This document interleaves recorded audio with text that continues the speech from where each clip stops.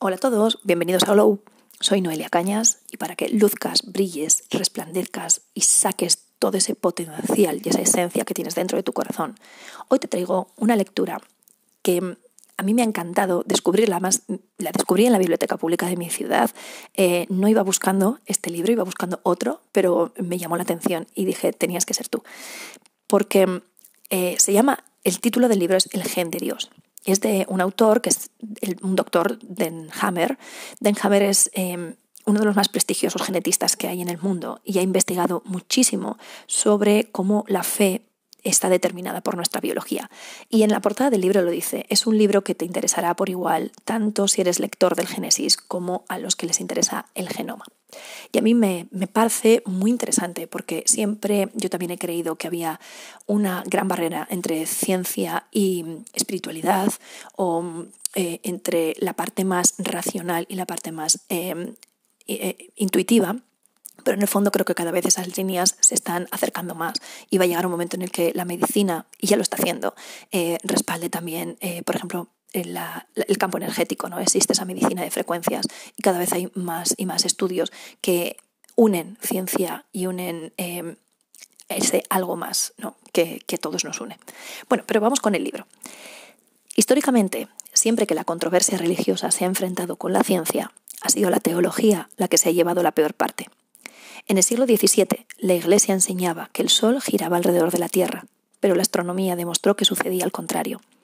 En el siglo XVII, las enfermedades infecciosas se consideraban castigos de Dios, hasta que la microbiología descubrió su verdadero origen.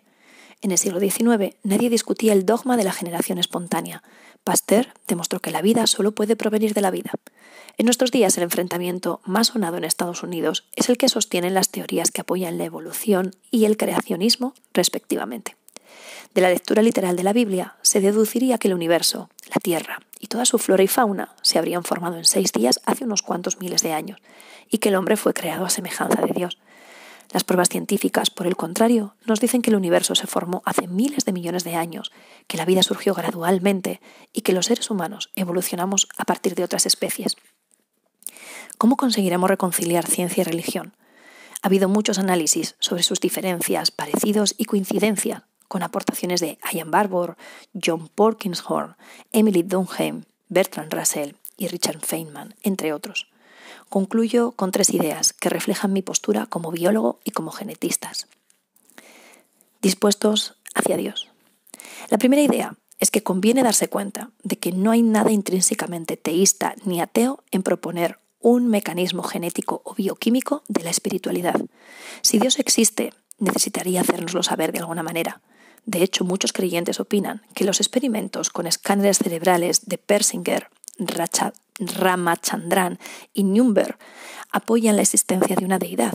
Si no, ¿por qué habíamos de tener un módulo de Dios instalado en el cerebro?, argumentan.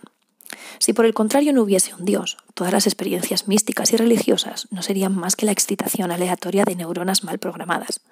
Como advertí al principio del libro, la ciencia puede decirnos si existen genes de Dios, pero no si Dios existe. Las experiencias espirituales, como todas las experiencias, deben ser procesadas en algún momento por nuestros cerebros construidos biológicamente. La segunda idea es que el hecho de que la espiritualidad sea en parte genética no significa que esté grabada a fuego. Los genes actúan más como una receta de familia transmitida oralmente que como un conjunto definido de instrucciones que deben obedecerse fielmente. El resultado final depende en gran medida de cómo se interprete y se aplique la fórmula. Todos sabemos que la cocina requiere práctica. Démosle mantequilla, huevos y hierbas a un aficionado y nos hará un revuelto. Pero si ponemos esos mismos ingredientes en manos de un cocinero experimentado, nos servirá una riquísima tortilla a las finas hierbas. Con la espiritualidad ocurre lo mismo. El progreso espiritual requiere práctica. Recientemente, C.J. Hammer, estudiante de psicología de la Universidad de Londres, estudió la relación entre práctica contemplativa y autotrascendencia. Utilizó un cuestionario que medía las 3 características del modelo biosocial de Cloninger, al que contestaron 159 participantes reclutados en centros de meditación budista de la zona de Londres. El resultado fue una clara relación entre la experiencia meditación y la autotrascendencia. Los practicantes de control que estaban interesados en la meditación, pero que aún no habían comenzado, obtenían las peores puntuaciones. Le seguían los principiantes y finalmente a la cabeza de todos ellos estaban los experimentados con más de 2 años de práctica.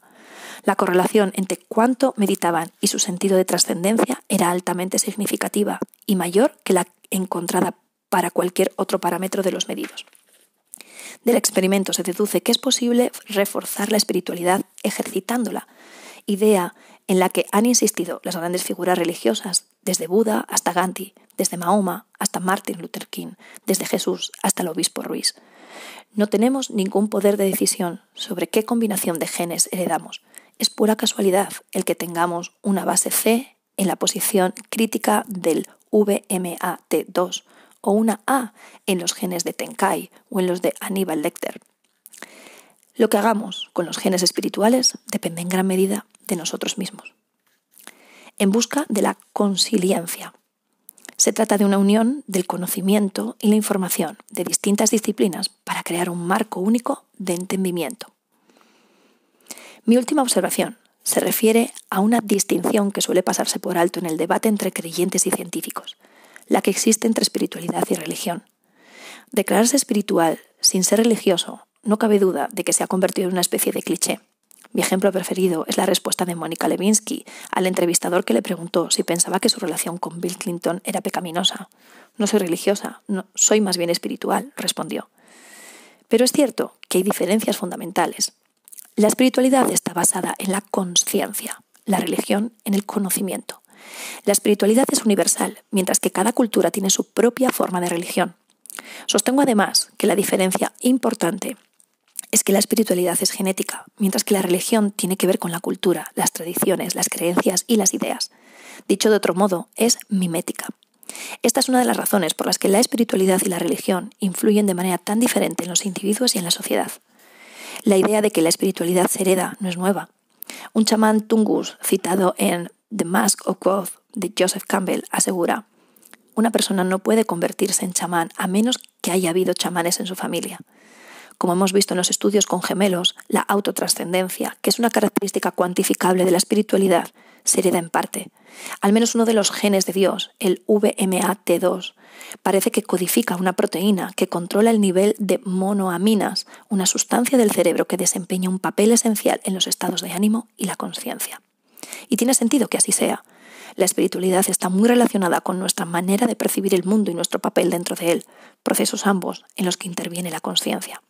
Alterar la consciencia de una persona le ayuda a darse cuenta de que no ocupa necesariamente el centro del universo, de que las cosas no siempre son lo que parecen. Poco importa si la alteración sea debida a una variación en la secuencia de un gen del ADN, a una droga del estilo de la psilocibina o una experiencia mística conseguida a través de largos años de meditación. En cualquier caso, se tratará de una nueva manera de ver el mundo. El hecho de que la espiritualidad tiene un componente genético implica que evolucionó hacia una meta. Por muy egoísta que sea un gen, siempre necesitará un ser humano portador que lo perpetúe. Hoy día tenemos razones suficientes para pensar que la espiritualidad es beneficiosa para nuestro cuerpo y para nuestra mente. La fe tal vez no solo sirva para que nos sintamos mejor, sino que puede que hasta nos haga mejores. La religión está basada en los memes, tradiciones culturales transmitidas no por el ADN, sino por la educación, la cultura y la imitación. En consecuencia, los memes pueden resultar beneficiosos o no para quienes los adopten. Lo que decide su supervivencia es su capacidad de transmisión. El atractivo intemporal e irresistible de los memes religiosos proviene no tanto de la lógica, ni siquiera del beneficio que reportan a la especie, como de su poder de provocar estados alterados de conciencia que son tan importantes para la espiritualidad. Esta es la razón por la que las religiones perviven independientemente de que favorezcan o perjudiquen al hombre o a la sociedad. Muchas organizaciones religiosas proporcionan servicios sociales de primera necesidad y en las iglesias y templos el individuo entra en contacto con la espiritualidad, encuentra consejo y consuelo para los sinsabores de la vida. Pero las religiones instituidas también tienen sus aspectos negativos. A lo largo de la historia, no pocas religiones han promovido la intolerancia y han luchado contra la independencia y libertad del hombre.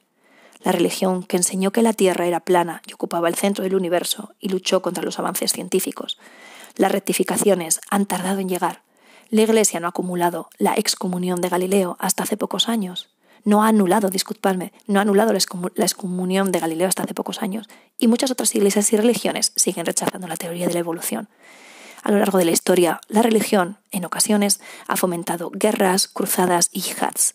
El atentado del 11 de septiembre, la consecuencia de creencias basadas en una interpretación extremista de las escrituras y enseñanzas musulmanas, es la prueba de ello.